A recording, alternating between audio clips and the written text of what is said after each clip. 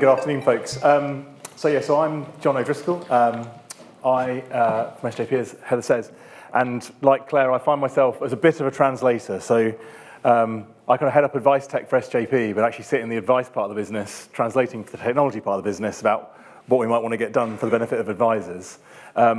And like other speakers, I think some of the themes today have been really helpful in just bringing out some of the challenges and some of the scene set for why we've gone down this route around a product we call Advice Assistant. We talked about the kind of the economics, the undersupply of advice and the demand for economics. We spoke about kind of advisors as coaches potentially, and how we free advisors up to spend more value-add time with clients and less on the back office, the advice process tasks, if you like. We spoke about reaching advice into places like Stoke.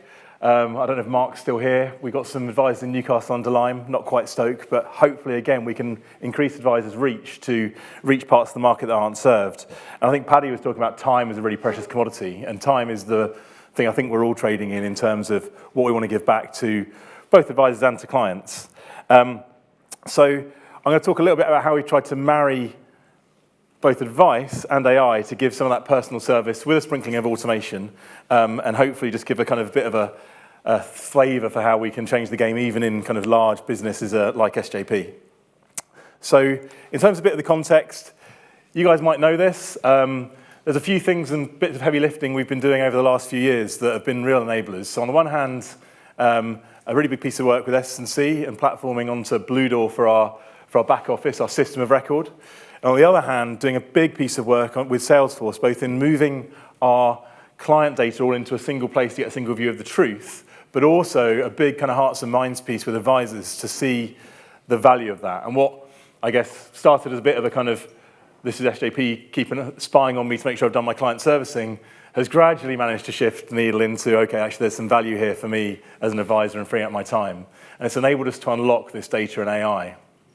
And all those are meant to come together really empowering a next generation client experience. So for all the things we've just talked about, for that evolving value, delivering higher value services to clients, reducing the risk of disintermediation by transactional things. You can consolidate your pensions on PensionBee. You don't need a financial advisor. If that's your trade, that's probably got a relatively short shelf life.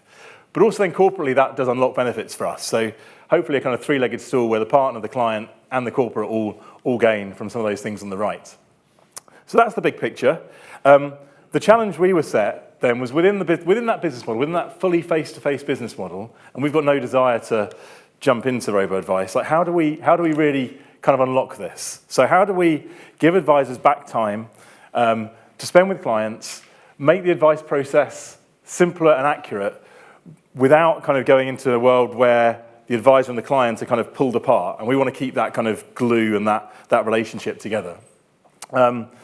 And yeah, fair to say, kind of this was a bit of a skunk works to start off with. I think Andrew, my colleague, was here a couple of years ago, may have touched on what we wanted to do, and we've actually done something now.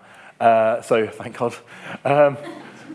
So Advice Assistant, kind of really high level, is doing a few things. So, and this is just it in a box. So on the one hand, we've got the fact find, so suite of client data.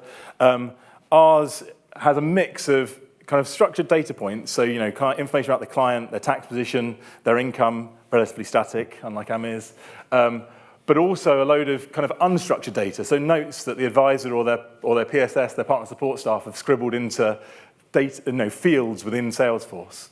And the first bit of AI we really started to work on was around how do we take some of that unstructured text, that the stuff that's actually more probably personal, has more personal kind of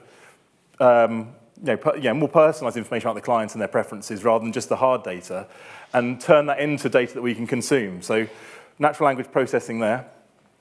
We then take that data and the structured data from Salesforce, so everything we know about the client, and bring that into a kind of brain, if you like, that's made up of rules, calculations, and models.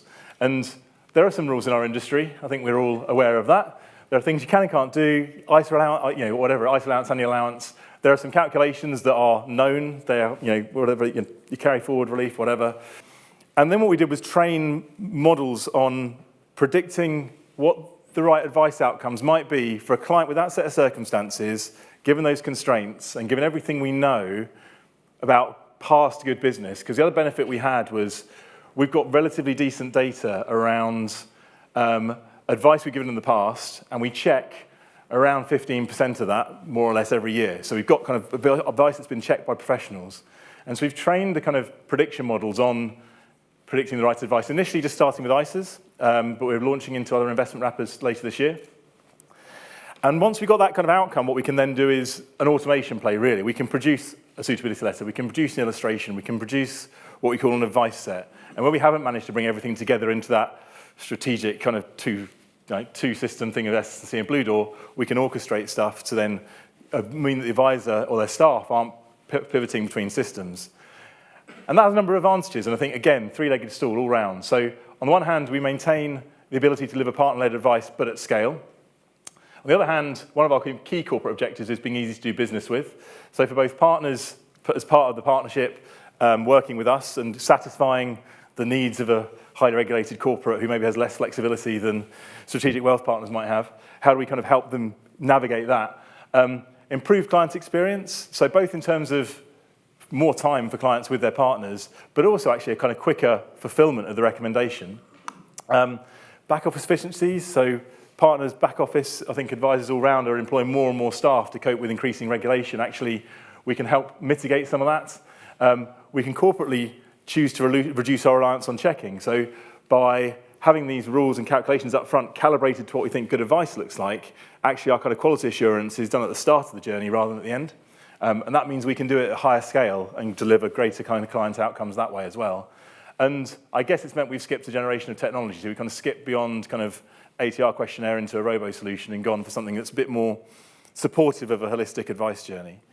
So that's it kind of in a box. I guess the kind of initial signs, we're positive about. We're really proud of this. So the numbers kind of look relatively small, but when we do 100,000 ISAs a year, the fact we're doing 12% of them through this new piece of technology is encouraging to us. And what we've proven is we can go beyond, I guess, a skunk works into something that has proven value that we can start to then build on and iterate on. And some of the kind of feedback we've had from our partners kind of speaks to the fact I think we're on the right track. And I think the key thing we need to do next on this is then go and validate those client outcomes in the world of consumer duty. But here's just a flavour of what we've kind of done, and I'm kind of proud we've done it, and we've done it as change agents from within a business area, not as technology kind of specialists. So hopefully that's encouraging to you and helpful, and thank you for listening.